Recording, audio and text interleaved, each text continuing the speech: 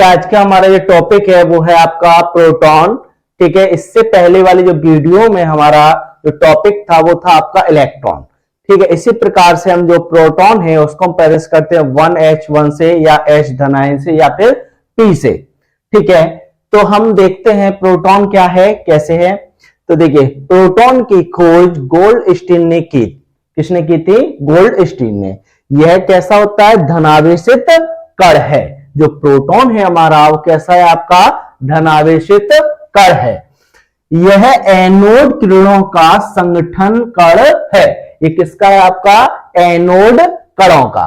अब एनोड कण, जो एनोड है, ये किरणें हैं, वो क्या है देखते हैं इनका कैसे आपका निर्माण हुआ है।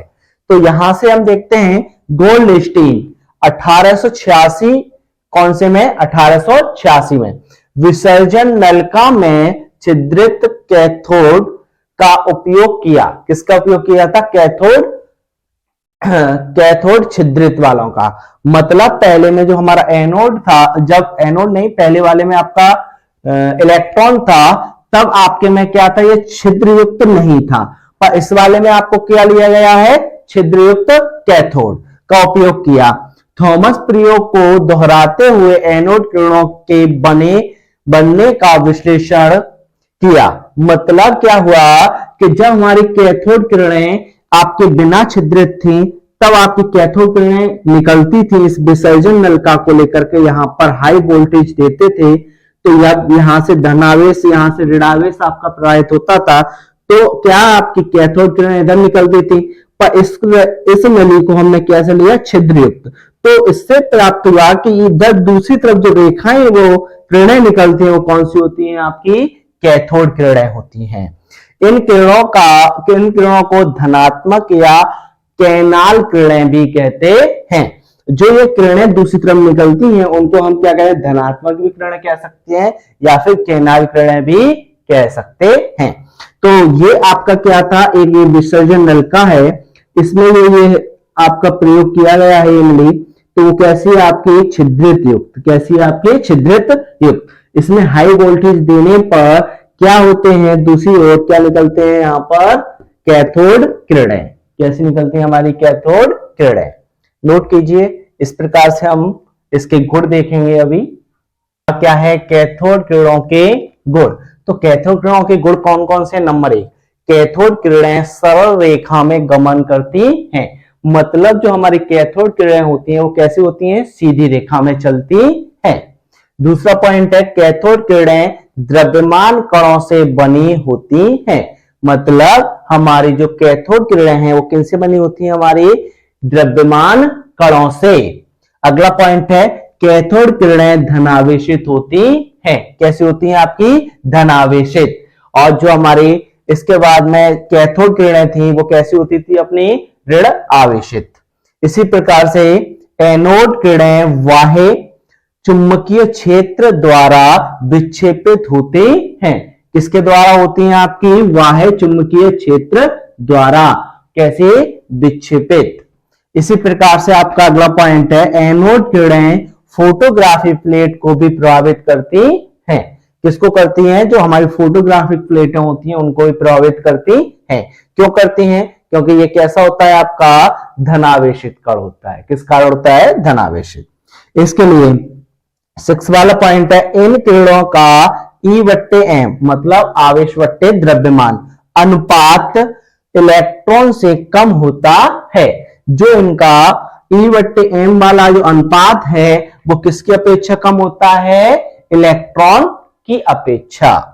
ठीक है, इसी प्रकार से 7 वाला पॉइंट है, कैथोड किरणों से भिन्न इनका E/M मतलब आवेश बट्टे द्रव्यमान मान नली में उपस्थित गैस की प्रकृति पर निर्भर करता है। यह अधिकतम होता है, जबकि नली में उपस्थित गैस हाइड्रोजन होती है। तो जो इसका जो कैथोड किरणों से भिन्न या इनका E/M मान किस पर उपस्थित? उनकी नली में उपस्थित गैस की प्रकृति पर निर्भर करता है। वैसे इसका जो मान होता है वो कैसे होता है? अधिकतम। और इसकी जो नली में कौन सी गैस उपस्थित होती है? अपनी हाइड्रोजन गैस उपस्थित होती है।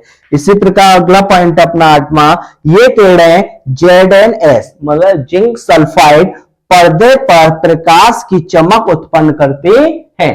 जो अपनी कैथोड किरणें हैं वो किसके, जिंक सल्फाइड के पर्दे पर क्या उत्पन्न करते हैं, चमक। ठीक है, इसी प्रकार नोट कीजिए, ये वाला अपना टॉपिक है न्यूट्रॉन। न्यूट्रॉन को ये संकेत होते हैं वो N0 N1 या N से प्रदर्शित करते हैं। तो न्यूट्रॉन है, तो देखते हैं न्यूट्रॉन की खोज जेम्स चैडविक, किसने, जेम्स चैडविक ने कौन से 1932 में ने निम्नलिखित नाभिकीय क्रियाओं के अनुसार की। तो देखिएगा किस प्रकार से इन्होंने क्रियाएं की, इसके बाद इनकी क्या है, न्यूट्रॉन की खोज हुई। तो देखते हैं, जैसे हमने बेरिलियम लिया, इसका परमाणु क्रमांक 4 होता है, परमाणु भार कितना होता है, 9, और इसकी हीलियम से अब क्रिया कराई, मतलब इसका परमाणु क्रमांक 2 होता है, परमाणु भार कितना होता है, 4। तो यहां पर जब हमने परमाणु क्रमांक को जोड़ा तो 6 आया, तो 6 पर क्या होता है, अपना कार्बन होता है, और कार्बन का जो परमाणु भार होता है वो होता है 12 होता है। तो यहाँ टोटल दोनों का जोड़ेंगे तो कितना बैठता है, 13। तो इसी प्रकार से एक परमाणु भार अलग निकल जाएगा और इसका परमाणु क्रमांक कुछ नहीं होगा, तो यहां पर किसका निर्माण होता है, न्यूट्रॉन का। किसका होता है, न्यूट्रॉन का। या हम एक और अभिक्रिया ले लेते हैं, जैसे बोरॉन ले लेते हैं, इसका परमाणु क्रमांक 5 होता है, परमाणु भार कितना होता है, 11। इसकी भी हीलियम से करते हैं, इसका परमाणु क्रमांक 2 होता है, इसका 4 होता है, तो दोनों को जोड़ते हैं, कितना होता है, 7।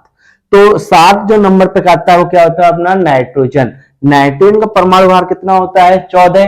पर यहां टोटल जोड़ेंगे तो भी कितना बैठ रहा है, 11 और 4 15, पर यहां आपने कितना लिख लिया, 14। तो परमाणु भार में कितना, 1, तो 1 यहां पे लिखा, और इसमें क्या है, जो परमाणु क्रमांक होता है वो कुछ नहीं बचता है। तो ये संकेत किसका हुआ, आपका न्यूट्रॉन का। इस प्रकार से यहां पे भी किसकी खोज हो गई, आपकी न्यूट्रॉन की।